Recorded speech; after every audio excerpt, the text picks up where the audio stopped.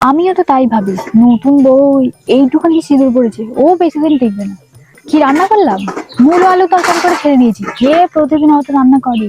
ওই যে দেখো বেরিয়ে পড়েছে তপনের মেয়েটা, ছেলে নিয়ে তো সবসময় ঢলাচ্ছে। আগে ছেলেটা তো গালি মুতে দিয়ে চলে গেল, আবার এই আর একটা ছেলের সঙ্গে ঢলাচ্ছে। ছি, বাবা মা শিক্ষা নেই কি আর হবে। আমার মেয়েটা বাবা অমন নয়, আমাদের উনি বলেছে অন্য লোকের কথায় থাকবে না, নিজে সংসার নিয়ে পারি না আবার অন্য লোকের নিয়ে চর্চা।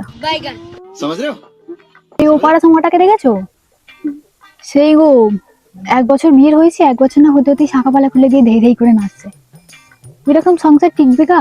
আমাদের দেখো 25 বছর হতে চললো, এখনো শাখা পালা খুলেনি। সেই মনে ছেলেটাকে দেখেছো? ও তো নতুন বাইক কিনেছে কিছুদিন আগে, শোয়ার জায়গা নেই, বাইক কিনে বসে আছে। ঘর দরের যা ছিঁড়ি, কি আর বলবো তোমার।